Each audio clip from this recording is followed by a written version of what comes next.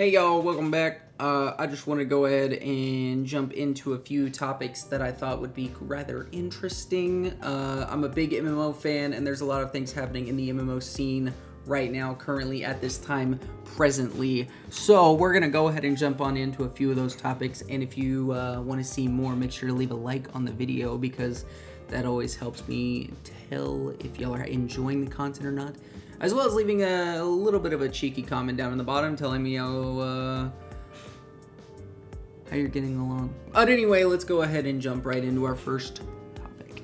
Our first thing on the list is going to be Equinox Homecoming, which is said to be a Twin Peaks style murder mystery game while also leading an equestrian life. So you're going to be running around on horses trying to solve who murdered a local teenager, as well as the disappearance of the main character's mom. This is made by some ex-WoW and Helldivers 2 devs who have come together under the moniker Blue Scarab, this is going to be their first IP as this new studio, claiming that they want to reach a more female demographic, and stating that they genuinely feel that there's a space in the market for something new and different, and that takes different demographics seriously. I think this is a good approach. I think this is something different, and it can really shake up the MMO scene. I also think that nice, chill games that you can play with your friends are kind of underrated. So this is kind of one of those projects that I think everybody should just kind of keep an eye on and play if you're feeling like you just need to relax and have a good time while also getting that nice fix in for a little bit of gaming with the homies. But they went ahead and put it out for early access, giving it a $25 price tag. So if you're looking to get into it now. You can definitely do that, and we look forward to seeing what Blue Scarab can bring to the table in the future outside of 2025. Next up is Elder Scrolls Online, which is currently rolling out some new content with its part 1 of its Season of the Worm Cult, taking players to Solstice to uncover the evil cult's plan and solving mysteries with new and old allies alike to people who have been living in the ESO space. This is going to be a major update on top of the fact that they just added subclassing, which seems to be shaking up how classes kind of intermingle between each other and changing the dynamics of metas and so on and so forth. I think this is I think it's turning into one of the biggest MMOs, if it wasn't already one of the biggest MMOs that came on the scene. ESO is one of those games where, well, since its inception, I've tried to get in and out and get in and out.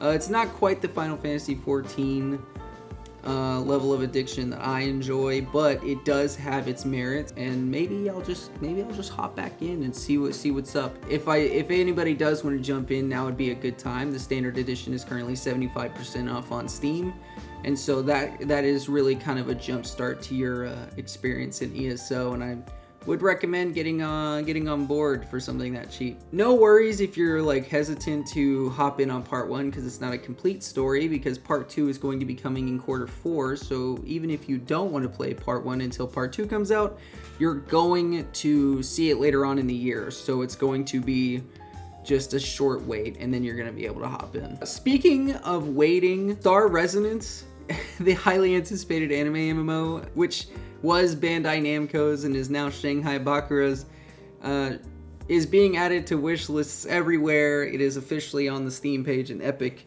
Games Store. Since its beta tests in China, its closed beta tests in China went so well, they went ahead and put pages up for us so that we could look at stuff and kind of get an idea of what we're looking at. Still no confirmed release date, however they have said that it is going to be releasing this year. Thankfully, hopefully, please.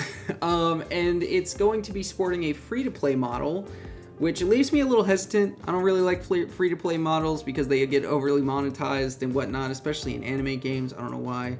Like, just let me play my anime game for a subscription fee. So I was kind of hoping they'd have something like a subscription fee or like a pay-to-play kind of thing. But unfortunately, it's a free-to-play title. And hopefully the monetization does not get too crazy, because if it does, it's going to ruin the experience for me. I don't know. Some people like it, some people don't. It's not for everybody's cup of tea. It's not for my cup of tea. Only time will tell. However, I will say gameplay-wise and, stylistic choice-wise, this game looks crazy cool. Like, it looks so sick. I just keep referring back to the scene in the trailer with everybody riding around on those little balls in a figure 8 pattern. So I think it'd be really cool to see. And now for the big moment, the biggest of big. It's going to be Dune Awakening. I'm excited for this release. I'm so hyped for this release. It's coming out on June 10th, but if you pre-order it, it allows you to play 5 days in advance. I am going to be playing it 5 days in advance. I'm a sucker for pre-orders, whether you think they're good or bad. If it allows me to play the game early, I'm usually going to buy into that. So yeah, I'm going to be playing it early and hopefully be providing you content so that we can kind of follow in this journey together. It's going to be sporting challenging dungeons, unique classes, base building in an ever-changing environment that you can tackle alone or with friends. And on top of all that, it has a late game area called the Deep Desert, where you pick a faction, battle it out against other people in the opposite faction to vie for power and change the way the game is played for the rest of the people that you're playing with. Super cool, super amazing detail. I kind of think back to EVE Online whenever I see this, because it's like EVE Online has had a history of just built by players, and you know, although it hasn't been the best history, it's an EVE player's history, right? So if Dune Awakening has something kind of similar to that, I think it'll be worth it. I think it'll be awesome, and I think they will be in the right move. Hopefully it provides it some longevity, as long as they take care of this game and then we take care of this game as a player base. I'm pretty sure this is going to be a long title to grind out with the homies. But that's all I have for you, really. These are all the things that I thought would be really cool to talk about. Go ahead and leave comments down below on what you're most hype about and what you think is the most interesting. I'm leaving all the articles down below of all the things that I've been keeping up with, and I'm also going to be leaving the store pages for some of these games if you want to kind of look through the different details that I might have missed in this video. So go ahead and give those a look. And again, it is so good to see you, and I will see y'all on the other side.